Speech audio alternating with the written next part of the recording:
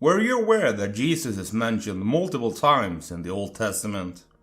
And not just in prophecy. Speaking about prophecy, did you know that if you combine the names of the 10 first patriarchs in the Old Testament, it forms a hidden sentence? The first 10 patriarchs in the Bible are Adam, man; Seth, appointed; Enosh, mortal; Kenan, sorrow; Mahalalel, the blessed God; Yared shall come down; Enoch, teaching; Methuselah, his death shall bring; Lamech, despairing; and Noah, comfort, rest, forming a symbolic sentence. Man is appointed mortal sorrow, but the blessed God shall come down, teaching that his death shall bring the despairing comfort and rest. Now, 10 is not just some arbitrary number, but holds profound symbolic meaning in the Bible. There are 10 generations from Adam to Noah, and 10 from Noah to Abraham, marking divine timing and lineage. In Matthew 25, Jesus tells a story about 10 virgins waiting for a bridegroom. It symbolizes preparedness versus negligence in awaiting Christ's return. Revelation 2:10 mentions 10 days of tribulation, representing a complete period of testing or persecution. In apocalyptic visions, Daniel 7, Revelation 13 and 7, beasts have 10 horns, often representing kingdoms or powers and complete worldly authority. Biblical measurements, like the 10 cubits, e.g. temple dimensions, often reflect perfection in design and structure. Greetings and salutations, mortals! I am your rare, very much real human host, Simeon. And you have wandered, perhaps by chance or by fate, into what some people call the Library of Gnosis. Now, listen closely, fellow seekers, because what I'm about to share with you might shift the way you see the scriptures forever. People often claim that Jesus is absent from the Old Testament. No mention of heaven, no sign of hell or the second death. But they could not be more mistaken. Allow me to share what I have found with you. At that time, Michael, the great prince who protects your people, will arise. There will be a time of distress, such as has not happened from the beginning of nations until then. But at that time, your people, everyone whose name is found written in the book, will be delivered. Multitudes who sleep in the dust of the earth will awake, some to everlasting life, others to shame and everlasting contempt. Those who are wise will shine like the brightness of the heavens, and those who lead many to righteousness like the stars forever and ever. But you, Daniel, roll up and seal the words of the scroll until the time of the end. Many will go here and there to increase knowledge. Then I, Daniel, looked, and there before me stood 2 others, one on this bank of the river, and one on the opposite bank. One of them said to the man clothed in linen, who was above the waters of the river, "How long will it be before these astonishing things are fulfilled?" The man clothed in linen, who was above the waters of the river, lifted his right hand and his left hand toward heaven, and I heard him swear by him who lives forever, saying, "It will be for a time, times and half a time, when the power of the holy people has finally been broken. All these things will be completed." I heard, but I did not understand. So I asked, "My Lord, what will the outcome of all this be?" He replied, "Go your way, Daniel, because the words are rolled up and sealed until the time of the end. Many will be purified, made spotless and refined. But the wicked will continue to be wicked. None of the wicked will understand, but those who are wise will understand. From the time that the daily sacrifice is abolished, and the abomination that causes desolation is set up, there will be 1290 days. Blessed is the one who waits for and reaches the end of the 1335 days.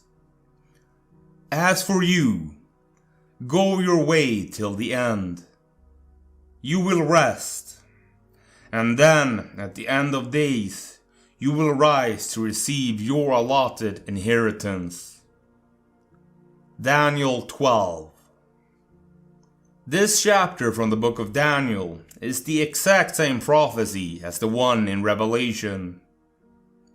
Here, the seals from Revelation are mentioned, the resurrection of the dead, the book of life, and hell, mirroring the revelation to John, who is instructed by one like a son of man. And if you take a careful look, Michael, the great prince that will arise, spoken of here, is actually none other than the Messiah himself. I mean, who else has a book of life? Michael's name means one who is like God, El. And Jesus is referred to in a very similar title in 2 Corinthians 4:4, being called the image of God. In their case, the God of this world has blinded the minds of the unbelievers to keep them from seeing the light of the gospel of the glory of Christ, who is the image of God. 2 Corinthians 4:4. I have slowly and meticulously been working my way towards this conclusion, but now the evidence is conclusive.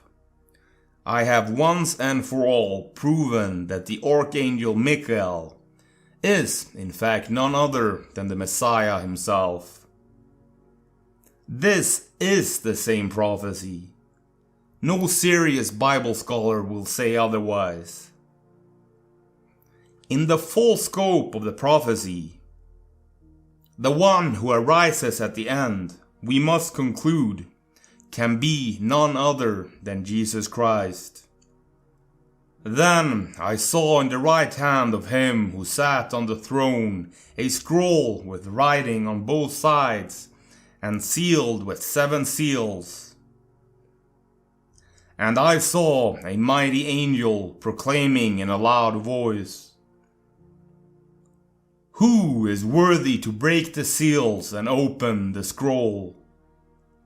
Revelation 5. Then I saw a great white throne, and him who was seated on it. The earth and the heavens fled from his presence, and there was no place for them. And I saw the dead, great and small, standing before the throne, and books were opened. another book was opened, which is the book of life. The dead were judged according to what they had done as recorded in the books. The sea gave up the dead that were in it, and death and Hades gave up the dead that were in them. And each person was judged according to what they had done. Then death and Hades were thrown into the lake of fire. The lake of fire is the second death. Anyone whose name was not found written in the book of life was thrown into the lake of fire. Revelation 20:11. I presume that I do not need to break down just exactly how Revelation mirrors the prophecy in Daniel 12 any further. So for the sake of time, I will refrain from doing so. But allow me to leave you with this. These are not two separate visions, given centuries apart to different prophets, describing unrelated events. No, these are two perspectives of the same divine revelation. Daniel sees the end from the lens of anticipation, with veiled understanding and sealed scrolls. John sees it from the other side of the resurrection, where the seals are broken and the Lamb stands revealed. The figure who rises commands the hosts of heaven, holds the book of life, and executes judgment. He is one and the same. This is the mystery revealed through the ages. The scrolls are being unsealed, and knowledge is increasing, just as Daniel foretold. We are the generation not only reading these words, but beginning to understand them.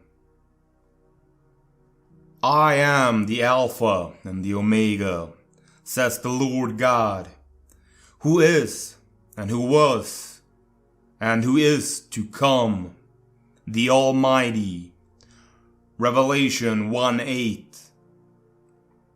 Now, as we near the end, if you made it this far, then write, the end was written in the beginning, so I know you did.